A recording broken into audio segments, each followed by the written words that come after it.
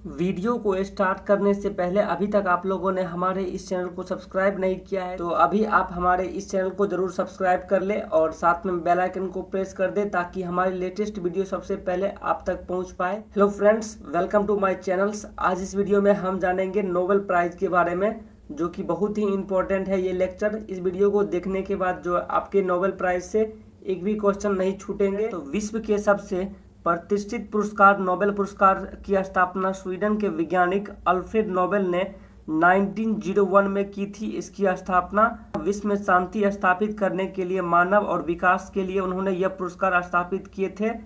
तो सबसे पहले हम इनके अल्फ्रेड नोबेल के बारे में जान लेते हैं कि कौन थे ये, उनके बारे में थोड़ा हम जान लेते हैं। तो यहाँ पे हम जान लेते हैं कि कौन थे अल्फ्रेड नोबेल। अल्फ्रेड नोबेल एक वैज्ञानिक थे जिन्होंने 355 आविष्कार किए थे, जिनमें से डायनामाइट का आविष्कार इन्होंने ही किया था। ये काफी बार एग्जामों में पूछा जाता है कि डायनामाइट का आविष्कार किसने किया था, तो आपको याद रखना है कि अल्फ्रेड नोबेल ने डायनामाइट का आविष्कार किया था। और दिसंबर 1896 में मृत्यु से पहले उन्होंने अपनी संपत्ति का बड़ा हिस्सा जो है एक ट्रस्ट के लिए सुरक्षित रख दिया है। तो इनकी मृत्यु जो है वो 1896 में हुई थी और इनकी इच्छा थी कि इस पैसे के ब्याज से हर साल उन लोगों को सम्मानित किया जाए जिनका काम मानव जाति के लिए सबसे कल्याणकारी हो। स्वीडन के बैंक में जमा इस राशि के ब्याज से नोबेल फाउंडेशन की ओर से हर वर्ष इन क्षेत्रों में जो है वो नोबेल पुरस्कार दिया जाता है, जिसके बारे में हम अभी जानेंगे कि किन किन क्षेत्रों में नोबेल पुरस्कार दिया जाता है। अल्फ्रेड नोबेल ने 1867 में डायनामाइट का आविष्कार किया था। तो यहाँ पे आप डेट भी याद कर सकते हैं कि डायनामाइट का आविष्कार 1867 में किया था। और उसके बाद यह पुरस्कार जो है वो हर साल 10 दिसंबर को दिया जाता है और इसकी घोषणा हर साल अक्टूबर के महीने में किया जाता है। तो नोबेल पुरस्कार जो है वो 10 दिसंबर को दिया जाता है हर साल और इसकी घोषणा जो है वो अक्टूबर के महीने में किया जाता है। नोबेल पुरस्कार को स्वीडन के स्टॉकहोम में दिया जाता है और नोबेल पुरस्कार जो है वो 6 क्षेत्रों में दिया जाता है। तो यहाँ पे ऑब्जेक्टिव टाइप काफी बार क्वेश्चन पूछा भी गया है कि नोबेल पुरस्कार कितने क्षेत्रों में दिया जाता है। तो आपको याद रखना है कि नोबेल पुरस्कार 6 क्षेत्रों में दिया जाता है। सबसे पहला शांति, उसके बाद रसायन, साहित्य, चिकित्सा विज्ञान, भौतिकी, अर्थशास्त्र। अर्थशास्त्र को यहाँ पे 1969 में इसको ऐड किया गया था। तो इन 6 क्षेत्रों में जो है नोबेल पुरस्कार को दिया जाता है और नोबेल पुरस्कार जो है वो अधिक से अधिक 3 लोगों की भागीदारी में दिया जाता है और अभी तक जो है वो केवल 2 लोगों को मरणोपरांत नोबेल पुरस्कार दिया गया है, जिनके नाम है यहाँ पे कार्ल फेल्डर और हैमरसोल्ड जो है इनको मरणोपरांत नोबेल पुरस्कार दिया गया है। और उसके बाद जान लेते हैं कि 2 बार नोबेल पुरस्कार के विजेता कौन कौन रहे हैं।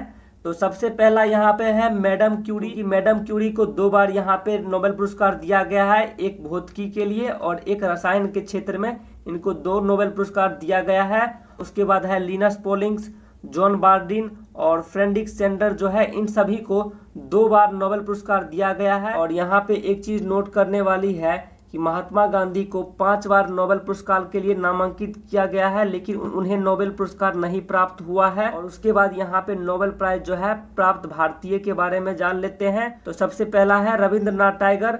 तो रविंद्रनाथ टैगोर को जो है सबसे पहले भारतीय थे जिनको नोबेल पुरस्कार से सम्मानित किया गया था। 1913 में इनको साहित्य के लिए नोबेल पुरस्कार मिला था। उसके बाद सीवी रमन को यहाँ पे 1930 में इनको मिला था भौतिकी के लिए।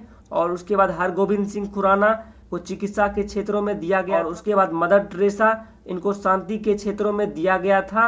और उसके बाद डॉक्टर सुब्रमण्यम चंद्रशेखर भौतिकी के क्षेत्रों में, अमर्त्य सेन को अर्थशास्त्र के क्षेत्र में और वीएस नायपॉल को साहित्य के क्षेत्र में और वेंकट रामकृष्ण को यहाँ पे रसायन विज्ञान के क्षेत्र में और कैलाश सत्यार्थी को शांति के क्षेत्र में और अभिजीत विनायक बनर्जी को अर्थशास्त्र के क्षेत्रों में। और रविंद्रनाथ टैगोर जो है भारत के पहले व्यक्ति थे और महान कवि थे जिन्होंने यहाँ पे साहित्य के क्षेत्र में इनको नोबेल पुरस्कार दिया गया है। इनकी पुस्तक गीतांजलि के लिए इनको नोबेल पुरस्कार दिया गया है।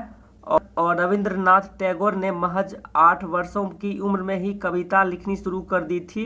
वे एक ऐसे व्यक्ति हैं जिन्होंने भारत और बांग्लादेश 2 देशों के लिए राष्ट्रीय गान लिखे थे। तो इनको जो नोबेल पुरस्कार दिया गया था वो 1930 में दिया गया था। किसके लिए? साहित्य के क्षेत्र में इनको दिया गया था। और इनकी पुस्तक गीतांजलि के लिए इनको दिया गया था रविंद्रनाथ टैगोर को। और उसके बाद मदर टेरेसा को जो है वो 1979 में शांति का नोबेल पुरस्कार मिला था। और उसके बाद यहाँ पे सीवी रमन को जो है भौतिकी के क्षेत्र में महत्वपूर्ण कार्यों के लिए 1930 में नोबेल पुरस्कार से सम्मानित किया गया। डॉक्टर रमन ने अपने अनुसंधान में इस बात का पता लगाया कि जब प्रकाश किसी पारदर्शी माध्यम से गुजरती है तब उसका वेवलेंथ तरंग की लंबाई में बदलाव आता है। इसी को रमन इफेक्ट के नाम से जाना जाता है और इन्हीं के लिए जो है 1930 में इनको नोबेल पुरस्कार से सम्मानित किया गया था। और उसके बाद अमर्त्य सेन को 1998 में अमर्त्य सेन को इनको अर्थशास्त्र के क्षेत्र में योगदान के लिए नोबेल पुरस्कार मिला। तो इस वीडियो में यहीं तक था। तो फिर मिलेंगे फिर से एक नई वीडियो में और एक नए लेक्चर के साथ। अगर आपने अभी तक हमारे टेलीग्राम चैनल को ज्वाइन नहीं किया है तो आपको इस वीडियो के डिस्क्रिप्शन में लिंक मिल जाएगी, आप वहां से जाके ज्वाइन हो सकते हैं। और इसका PDF अगर आपको लेना है तो आप हमारे टेलीग्राम चैनल पे जाके ले सकते हैं, वहाँ पे आपको अवेलेबल मिल जाएगी इसका PDF।